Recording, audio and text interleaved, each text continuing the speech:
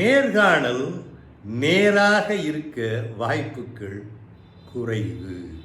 நேர்காணல் காண்பவர்கள், அதாவது நேர்காணல் இருப்பவர்கள், அவர்களை குறித்த ஆழ்ந்த ஒரு புரிதலும் அளவீடும் தேவை. இல்லை என்றால் நீங்கள் கேட்கக்கூடிய கேள்விகளுக்கு சொல்லக்கூடிய பதில்கள் சரியான முறையில் சென்று சேராது. இந்த புரிதல் காலம் சென்று தெரியாமல் போய்விட்டதே, ஐயோ அப்படி செய்திருக்கலாமே இப்படி செய்திருக்கலாமே என்ற எண்ணங்களை பின்னாளில் தோற்றுவிப்பதை தவிர்த்து விடுங்கள். சரி, ஆழமான அடித்தளத்தில் வளர்ச்சி, மரியாதை இவைகளை உங்களின் மதிப்புகளோடு இணைக்க வேண்டும். கேட்கும் கேள்விகளுக்கு சொல்லும் பதிலில் மரியாதை கலந்த ஒரு உண்மை இருக்கும் பொழுது கேட்பவர்கள் ஆஹா பரவாயில்லையே என்று சொல்லுகிறார்கள் அல்லவா? அதை போல பணியாளர் விலகல் சாதாரணமாக நடக்கும் இடத்தில் உங்களுக்கு என்ன வேலை? அதே பாணிதானே தொடரும். தேவையா? நினைத்து பாருங்கள். இல்லை, நான் கொஞ்ச நாள் இங்கு இருந்துவிட்டு பிறகு அது உங்கள் பொறுப்பு. வளர்ச்சிக்கு வாய்ப்பே இல்லாத முட்டுச்சந்தில் நின்று கொண்டு சிக்க வேண்டுமா? ஆலோசனை மிக மிக அவசியம். ஆலோசனை செய்து பாருங்கள், அதன் பிறகு முடிவுகளை மேற்கொள்ளுங்கள்.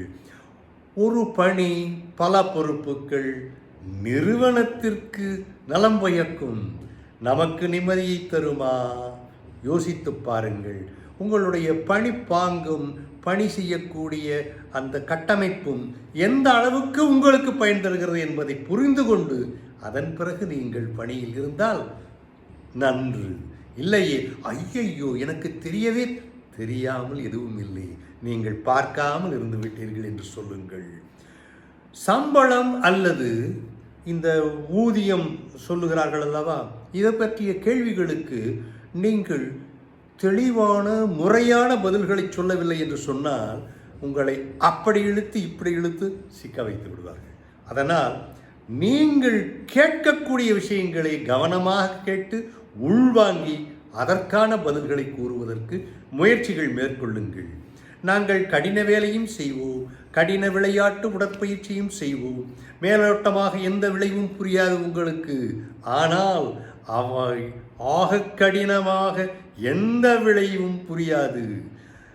இந்த கடினமான சிலைகளை வைத்து நீங்கள் என்ன முடிவு செய்வீர்கள்? ஐயோ பணி இருக்குமா, விளையாட்டு இருக்குமா? நீங்கள் கண்டுகொண்டு அதன் பிறகு செய்யுங்கள். யதார்த்தமில்லாத நடைமுறைகளுக்கு ஒத்து வராத எதிர்பார்ப்புகள் பின்னாளில் பணியை காவு கேட்கும்.